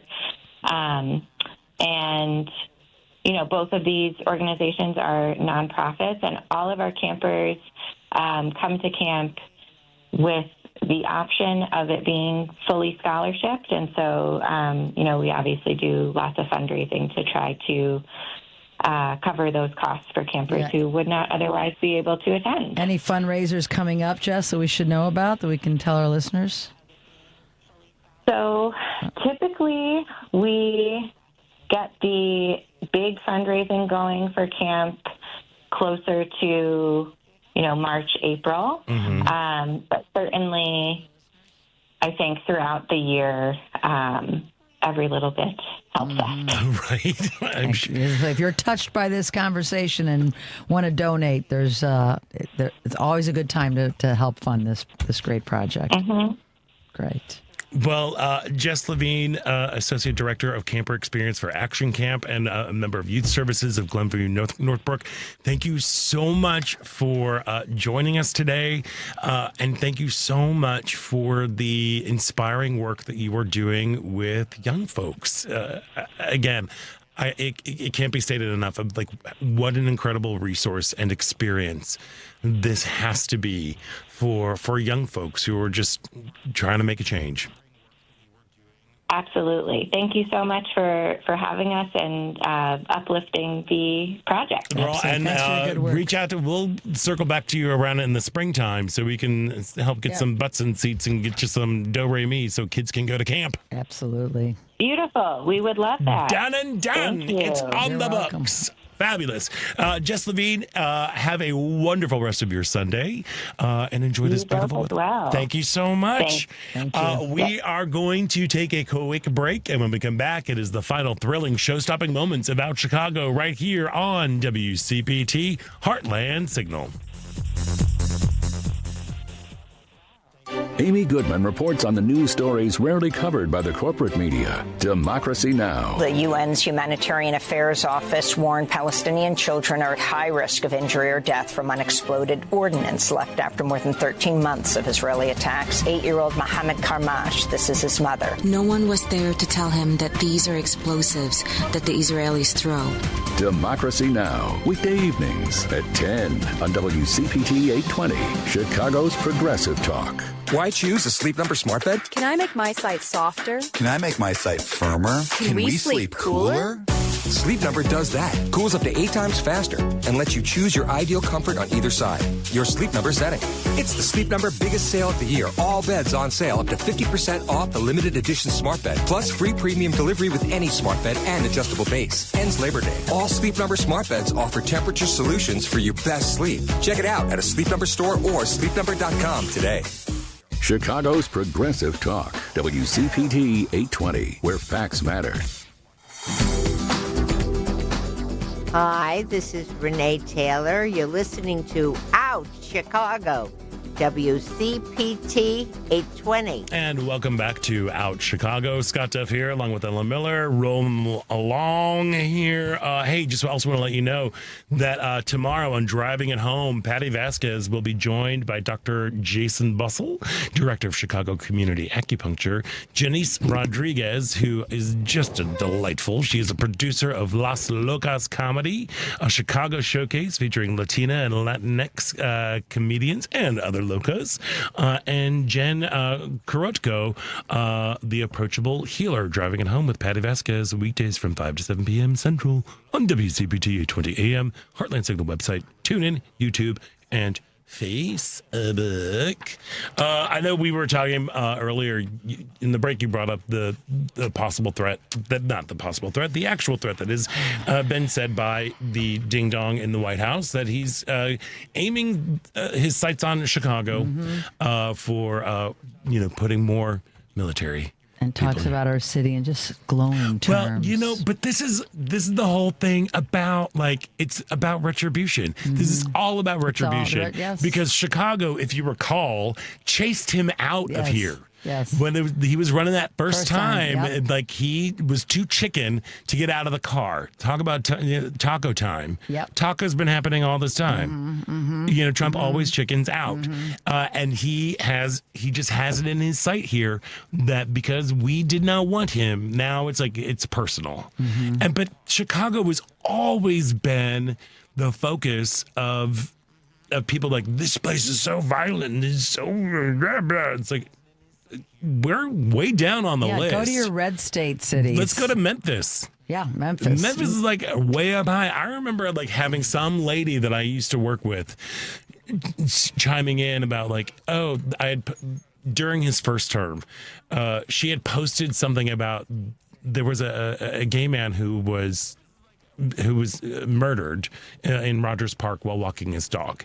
And she posted this like, Chicago used to be a beautiful city and now I can't come. Like, A, you don't even know where that is. B, thanks so much for posting about the death of a gay man. That's really, thank you for doing that, because I don't think that even kind of fit into her. I think she just read the headline and didn't read the rest of it. Of course. So it's like, but thank you. I know it's the senseless death of a gay man is especially just out walking his dog is really, really sad. But also, you live in Memphis, who has a much higher crime murder rate, fill in the blank. Number one right now per capita. Yeah. So everybody just needs to back off Chicago. And the thing that gives me pause is we don't take crap here in Chicago. No. We don't. You know, we're really nice. We're a very nice group of folks, Chicagoans. All my people who have like come from the East Coast and live in Chicago, they're like, everyone's so nice. Yeah, they love it here. I mean, a lot of New Yorkers, they love Chicago. But we also don't take any guff. And we all know that the end goal of this whole thing is trying to create a military state. Yes. It's trying to implement martial law and to see how far people can go. The Marines are still deployed in Los Angeles. They're still there? They're still there. I thought they'd called most of them. I think they're still hanging out, you know. And they don't want to be there. They don't want to be there either. They weren't trained for that. No, and they don't want to. And there are people who are actually in the National Guard who are protesting this, who are saying, "I'm not here to go and to point guns at my fellow Americans." It is bananas. And I'm trying to picture how we will, because we don't want to take it out on the individual soldiers that are here, because we know it's not. They're following orders. That's what they're supposed to do. But I want to see a lot of resistance if it does happen. I want to see marches. I want to see. Oh, there will be. There will be. All of the protests we have been going to these protests this year that have been happening, and they keep getting larger and larger with each march and with each rally. And I think people are really coalescing behind the idea that we do not stand for fascism. We do not want to live in a military state. We do not, we are doing just fine. Let's go to some of these other cities who are in red states that have bigger problems than Chicago does. Because they'll talk about 100 people were shot this weekend. It's like, well, there were 3 million people who had a really good time. Yeah. Let's look at the percentages of everything that's going on. Yes, of course, any loss of human life is horrible. Of course. Yes, but there are bigger fish to fry, let's say, in Memphis. It's all about retribution, as you said. This is all that it's about. He wants to show that he wants to show muscle and show that I'm in charge of your city, not you. I know. Which is just maddening. What about states' rights, as we were coming back to that? They're all about, Republicans are all about states' rights. But I guess not city rights? No, not city rights, not state rights. No rights. It doesn't make any sense. The Marines are gone from LA. They are gone from LA? Yeah, just to be, okay. But anyway, it was ridiculous. They were hanging around. We've all seen the pictures from D.C. They've stationed them at monuments. Do you think, so where are they going to go? Are they going to go to Water Bean? Tower Are they place? Go to the Bean? They're going to hang out at the Bean, take some pictures. Look, you can see the skyline in it. I mean, there's been no communication with anybody here in Illinois about it. Soldier Field. They're going to be outside Wrigley Field. Maybe Wrigley. Make sure the drummer guys are staying in line. The whole thing is, it's everything we've always feared about him and about people like him, right before our eyes. And as I said earlier in the show, when are Republicans going to stand up? When are those senators and congresspeople who claim they love democracy, they love America, this is to me, they are the most spineless group of individuals I've 100% ever seen. And, I'm sure most of the town halls have stopped because we see how people are actually coming out and voicing their opinions. They don't want to hear it. Nope. But, if they come here, I just don't know. I can't even picture how it's going to be received. Yeah. I mean, don't like know. I said, it's not going to go well. It's not going to go well. No. But, is he looking for a fight? I don't know. Well, and that's part of the it. thing too. I mean, that Jerry and I have been talking about this for a long time, because we have gone to so many of the marches and the protests. It's like, okay, do not take the bait. Do not do any sort of violence, because they're just looking for an excuse to proclaim martial law. Exactly. But the thing is, we know that here in Chicago. We do know that. And we know how to get things done, and we know how to be smart about it, and we'll show up. So we just have to make sure that we are doing that. Yes, indeed. I had a dinner, we had a dinner at Dear Friends last night, and one of they're from Michigan originally, and she told me her dad was voting for Trump, wasn't going to vote for Kamala. I said, how's that go? What does he think now? She goes, oh, yeah, he hates him. Oh, he does. He still would never vote for, and he did vote for Gretchen Whitmer, like we were talking about earlier, the local. But for some reason, even though he now doesn't like the guy he voted for, but he still didn't say, I wish I had voted for the Democrat. It's this party lines thing when it comes to the national. They're okay going across party lines locally, but when it comes to nationally, there's just some. Is that because of Reagan? Is that because you don't go against the Republican Party? I think that's when it started. Because it's definitely when it started. I think a lot of people used to say, I'm going to go for the person, for the character. I mean, there were people on both sides that used to say that. You don't hear that anymore. And I think the Reagan years started ushering that in. It feels like that's when it really started doing that, and the whole thing, you don't go against the Republican Party. Yeah, no matter what. Which is but the Republican Party has left you. Yeah. It is no longer a bunch of fiscal conservatives who believe in states' rights. Yeah. It's now turned into this MAGA vitriol, racist, hatred, sexist, homophobic. We can keep going on and on and on about all this, but that's where we are. Anti-woke. And the whole woke thing, it's called being aware of your past, being considerate, being compassionate to people, having your mind open, being diverse. They hate that. They hate that. They do. And every time, that's why I've stopped referring it to DEI. I want to say diversity, equity, and inclusion. That's right. Because which part of that don't you like? Just go ahead and tell me. Tell me which part. Do you not like diversity? Do you not like people being treated fairly and equitably? Do you don't like everybody being included? Is that what's going on? Just show me your little Klan hood.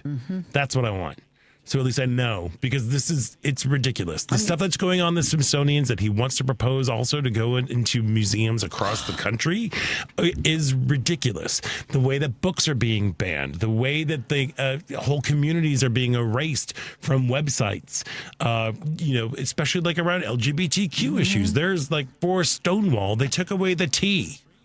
They took about transgender folks when trans folks were the people who were leading the charge at the beginning of the Stonewall riot, that led the charge for the entire LGBTQ civil rights movement. That's being taken away. Erasing of history. It's just, it's frightening. We're in a frightening position. It is. Now. It's a very frightening position, which is why we've got to make sure that we stand up and we keep telling our stories and we keep telling people no, this is what happened. This is how it all works. Yeah. But at least we've got to look forward to the Kennedy Center honors. Oh, we do. I can't wait to see him as the MC. Oh, my God. The master of ceremonies. Gross. Look, this whole list of the whole thing about again, friends, the purpose of fascism, keep them poor, keep them sick, and keep them uneducated and uninformed. All right. And that includes culturally. There is being a cultural takeover that is trying to happen within our government. They've already, one of his first acts was like, I'm going to be in charge of the Kennedy Center now and get rid of all these other people. And we will only have cats. The one show. Cats and Les Mis. They're going to have on there. His two faves. Yes. Ironically, Les Mis. Right? It's like, there was a revolution that's going on. Anyway. But, so this year, because his first term, he just kind of sat it all out. Mm-hmm. It just didn't show up. They just didn't do it. Him, yeah. I know. So now he's going to be, they've released the list. Oh, and it's fabulous. Girl, it's although there's one person on there that I wonder is going to show up. Sly? Gloria Gaynor. Oh, yeah. Well, so it's George Strait, Gloria Gaynor, Michael Crawford, Kiss, and Sylvester Stallone. That is the weirdest group of people. And, okay, no offense to Gloria Gaynor. What other song did she do other than I Will Survive? I can't think of it. Okay, thank you. I mean, huh? Is she a Trump? Is she a Trumper? I don't know. I mean, but also, she's got to not be a young person because I Will Survive was a big hit during the disco era. What merits this thing? I'm really confused about Michael Crawford.